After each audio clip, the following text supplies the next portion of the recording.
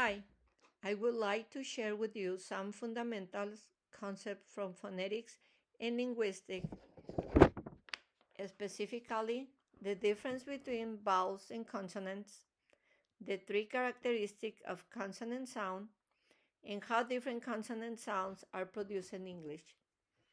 And this information is based on the textbook Teaching Pronunciation by Sales Murcia, Brinton, Goodwin, and Greener, as well as a helpful YouTube video on articulatory phonetics by Dr. Ivan Ashworth. But let's start with the basic. What's the difference between vowels and consonants? When we produce vowels, the air flows freely from our lungs through an open vocal tract. There is no significant blockage or restriction of the airflow. The shape of the mouth changes, but the air is not stopped or forced through a narrow gap. Vowels are always voiced, meaning our vocal cord vibrates as well as we say them. For example, in the words apples, elephant, igloo, orange, and umbrella, each vowel sound from the core of the syllable and carry the pitch of our voice. In contrast, consonants are made by obstructing or constricting the airflow somewhere in the vocal tract. This means the tongue, lip, teeth, or even the throat work together to narrow or block the air, creating friction or complete stoppage. For example, in the words ball, cat, dog, and fish, the initial sound are consonants produced by the lips, tongue, or teeth making contact or nearly making contact. Some consonants are voiced like b, b and ball, while others are voiceless like p, p and pat. But next, let's go talk about how we describe consonants sounds. According to both Sales Murcia and Dr. Ashwood video, consonants are described using three main features. The first one is voicing, whether the vocal cord vibrate when making the sound.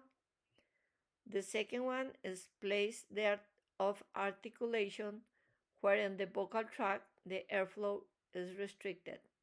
And the third one, manner of articulation, how the airflow is shaped or blocked. Now let's go into each of these features in more detail. First, voicing. Voicing tells us whether the vocal cord vibrates as we produce a sound. For example, trying saying z and place your hand on your throat. You feel the vibration. That's a voice sound, like z and zip. Now try s, no vibration.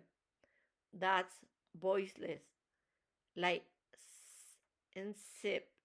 Other voice sound include b, b, d, and g, while voiceless sound include p, t, and k. This feature is important because it helps us distinguish between similar sounds like p, b, and p, p, or t, t, and t, t. Second, place of articulation. This refers to where in the mouth or throat the sound is made. Different places include bilabial, made with both lips, like p, p, and pat, or p, p, and bat. Labiodental, lower lip and upper teeth, like f, f, and fan, or p, p, and bat. Interdental, tongue between the teeth like and think or this. Alveolar tongue at the ridge just behind the upper teeth like in top, in dog, and sip, and and zip.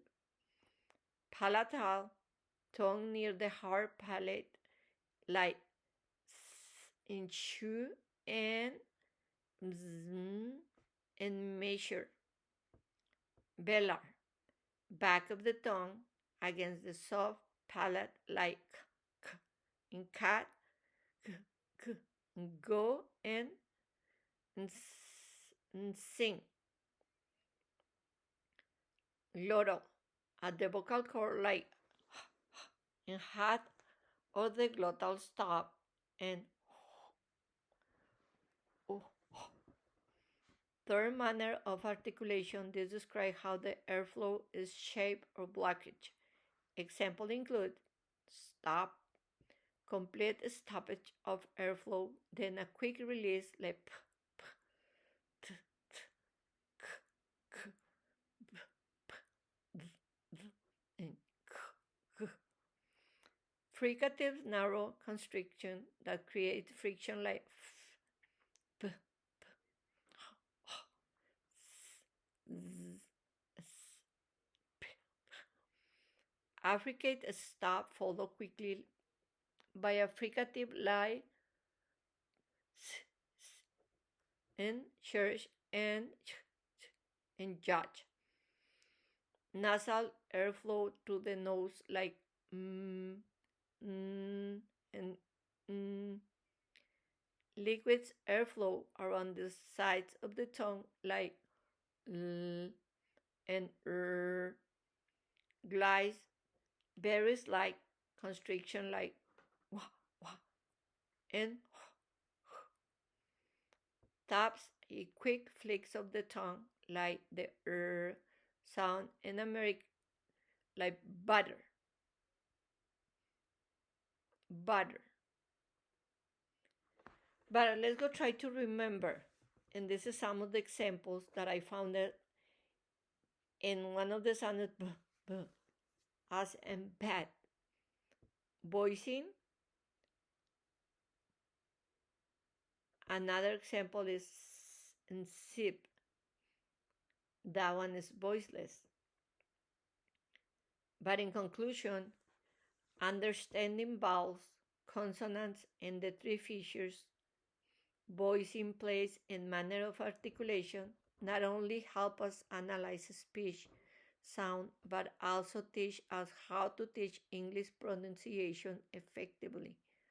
This concept gives us the tools to describe, understand, and even correct pronunciation, which is especially important for language teachers, speech therapists, and linguistics. For some of the people who English is their second language, some of the words are hard to pronunciation because we don't use many of the um, consonants and the first word, but we try hard to learn to understand. So hopefully in the future we can have better pronunciation and we can learn more from the other people how to do a good pronunciation. Thank you.